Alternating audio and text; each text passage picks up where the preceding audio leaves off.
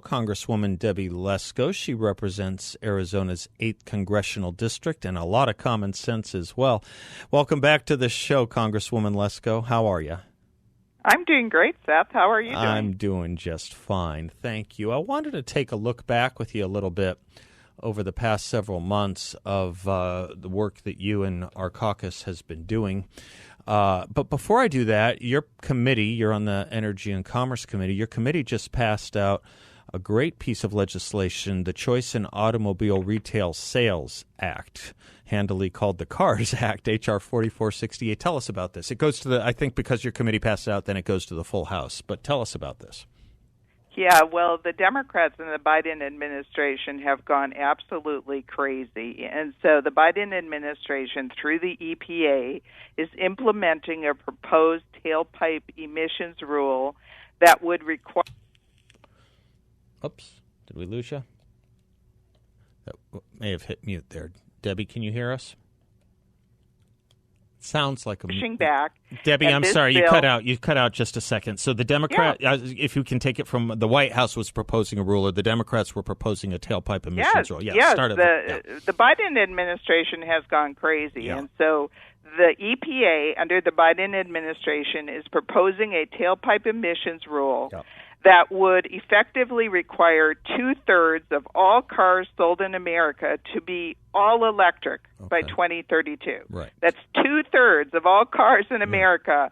So they're taking away people's choice of what kind of cars that they want to drive. They're going to mandate this on Americans just like they mandated the vaccine mandates. And people won't have a choice. 2/3 of the cars are going to have to be electric, which is totally insane. And the reason that it's insane is you take away people's choice. We don't live in a communist country, at least yet. Plus, it makes us more reliant on China. Right. Because... Oops. There's that line again. That's a weird... It makes it... Well, of course, it makes us more... Yes. Do we have her? Yeah, there's a lot of beeping that was That's going all right. on. It makes us more reliant on China, you were saying. Yeah, it makes us more reliant on China because most of, 90% of all the lithium that's used in electric vehicle batteries is processed in China. Right. The Biden administration shut down the copper mine in Arizona, shut down a copper mine in Minnesota. So they're pushing all of these electric vehicles that need critical minerals, which makes us more reliant on China. So, when you combine that with the IRS whistleblowers going after the Bidens and how Hunter Biden got all kinds of money. Let's do this. Let's call her back as we go into the other side of this segment anyway. Yeah, let's keep it. We'll keep her over for another segment. Let's just get a better line. Yep. Yeah. We'll call you. We'll call you right back, Debbie. Don't worry about it. Okay. We'll get a better line for you. If you'll bear with, we'll call you. But yeah, this is an interesting thing. Americans have, before we go to break, I'll just say this. Americans have a love affair with their cars.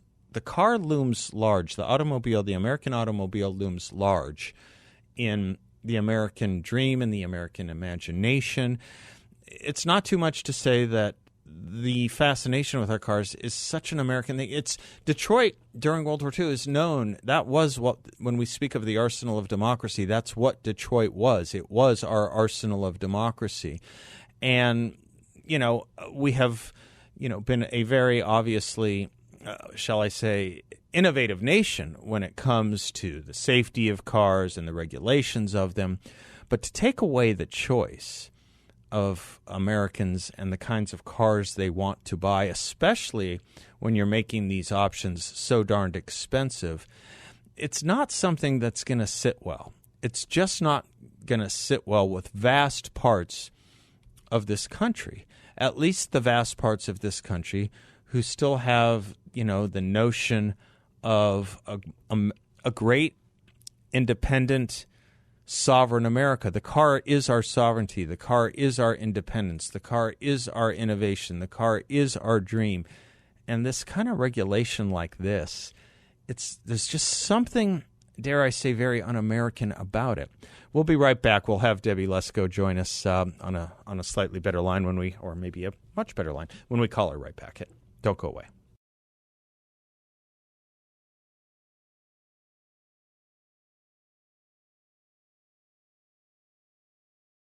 Welcome back to the Seth Leibsohn Show. I think we hopefully solved our little tech issue there. We are delighted to have with us Representative Debbie Lesko, continuing with us from the 8th Congressional District here in Arizona and the Energy and Commerce Committee. Debbie, you were just saying on your on the Choice in Automobile Retail Sales Act, which passed out of your committee today and goes to the full floor, the mandate on electric vehicles, that Americans have to buy electric vehicles. I was just making the point that Americans love their cars. You know, it's kind of a symbol of our freedom and our independence. It was our arsenal of democracy, Detroit was, the idea of the freedom and choice. It's really a symbol of our sovereignty, and it rubs particularly harshly, it seems to me, against our grain when the government is telling us what kind of cars we have to buy. That was the only point I was adding to what you were saying. No, you're absolutely right. The Biden administration and the Democrats have just gone off the rails thinking that they can control every single aspect of our life. And what they're doing now through this rule is going to require that 2/3 of all vehicles sold by 2032 are electric. That's insane. And we have to stop it. The other thing they're trying to do is, as you know, I passed the Save Our Gas Stoves Act. They were trying to basically ban 97% of all existing models of gas stoves. So our food in our cars, our food in our cars. Go ahead. Now they're going after water heaters. They're going after our dishwashers, our refrigerators. And I'm planning to do legislation on all of those because, quite frankly, the Democrats and Biden they just keep pushing stuff to rule every single aspect of our lives, and we have to stop them, and that's what Republicans are doing. We passed that we passed my Save Our Gas Stoves Act out of the House, and this one we passed is to save our cars out of committee today, and that will go on the floor. We've passed Border Patrol, border security legislation out of the House. Today, we also passed legislation that will fund our military bases and also our VA medical, our veterans care and the VA benefits. And do you know on that bill to fund our military construction and our veterans health care, not one single Democrat voted for it. They all voted against it. Abominable. Unbelievable. Abominable. You think about that, it's kind of an interesting point when you just step back and you think about all those things the Democrats have targeted, whether it's cars, whether it's the way we cook our food, everything else you were talking about, too, what it means to have a Republican Congress. They would change America, but for the fact that we have a slim majority in Congress. America would look very, very different if they were unrestrained by the House majority. Yes, absolutely so. And yesterday, I was in another Energy and Commerce Committee hearing, and I'm on the Oversight Subcommittee. Yep. And we had the Health and Human Services Secretary Becerra in front of us. Yeah. And we were complaining to him about how they are not vetting the sponsors that they're sending unaccompanied children to, the illegal immigrant unaccompanied children. They're not vetting the sponsors. So you have some households, they found that have 100 of these kids there. Well, the sponsors are abusing these kids. Yeah. I mean, kids are being sold into sex slavery, everything else. So I pulled up what D.C. requires for adopting a pet. Good. And they require a home visit. And guess what? I asked Becerra, do you require a home visit 100% of the time on sponsors? He wouldn't answer. So that means the answer is no. So that means they are vetting the sponsors of these unaccompanied children less than a dog and a cat, DC. Yeah, I'm so glad you brought that out. That was smart of you and innovative. I was watching some of that hearing. I was shocked how what's the word I want? How blithe or how willfully ignorant some of these people in the administration want to be over the issue. Your colleague, do I say her name right, from Florida, Kat Cammack? Is that how she says it? Yeah, Cammack. Yeah, Kat Cammack. Sorry, Kat Cammack. Yeah. When she was questioning Becerra about the wristbands that he couldn't recognize, and this is the second time I have seen a cabinet official. I think the last time it was Mayorkas, who was being grilled by Ted Cruz, who didn't know what these wristbands were. Tell the audience about these wristbands. These are the wristbands that the cartels force people to wear when they cross the border, right? So they can identify which cartel sponsored them. You know, the more I spend in Congress, the more jaded I become. Yeah. And quite frankly, it's not, they're either totally incompetent, but in the case of Becerra, he's been around a long time. That guy's a lawyer. He's been in different positions. He's been in Congress. And if you know how he answered, he was very slippery how he answered things. He wouldn't answer questions. So I don't believe him. Yeah. I don't believe that he doesn't know about this stuff. I think they know about it and they don't care about it. They also want totally open borders. Yeah. Anyway, Republicans, we're really fighting back. We're fighting back with the IRS whistleblowers, and I was very pleased that Speaker McCarthy is now saying things like, perhaps we should go forward with an impeachment inquiry against Joe Biden.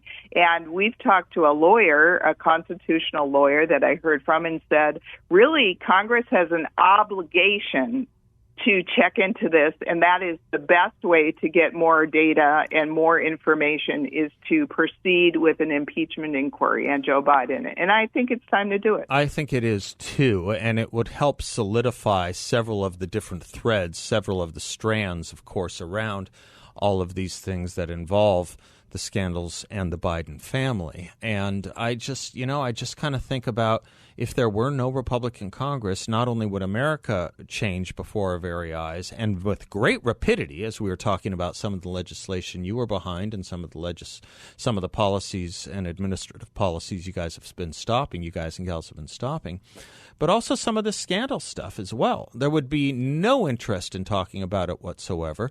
If there was any journalist of any kind that was reporting on it, you would just get a steady stream of Democrats talking about what a loving father Joe Biden is, as if that's the end of the inquiry and the end of the story. And so I'm listen. Anything you could do to tie the bundle of strands together is great, and I think that might be one way to go. Well, we heard again yesterday. I heard again from a constitutional attorney that said they really think that will help if you do an impeachment inquiry so that we can get. It's the best way for us to get more information, and quite frankly, it's our obligation to check into these things. Sure. Now, whether it leads to impeachment or not, that has to be determined. Sure. But you have to inquire about it. It would be irresponsible for us not to. Yeah, no, absolutely. And I mean, when you think of what is implicated here, you're thinking about money coming in to this family, flowing upwards to other countries that are not our allies, from countries that we are competing with at the best and who are our enemies at the worst. Why this would not be a subject for inquiry, why this would not be a subject of great interest, bribery, scandal, and it's not about Hunter Biden. Hunter Biden is the fulcrum upon which the scandal that touches the president exists. So I'm getting a little tired, as I'm sure you are, from hearing from the White House spokespeople that this is about, you're asking about Hunter Biden and he's a private individual. No, it's not about Hunter, and no, he ain't a private individual. Not when you get Air Force One rides and you have Secret Service protection. I don't know a lot of private individuals that get that, Debbie. No, I totally agree with you, Seth. And so we're going to continue to fight and cover what's going on here and fight back against these radical policies and rules that Biden is trying to implement. Go get him, Debbie. Thank you so much. Always good catching up with you. Debbie Lesko from Arizona's 8th Congressional District. Godspeed, Debbie.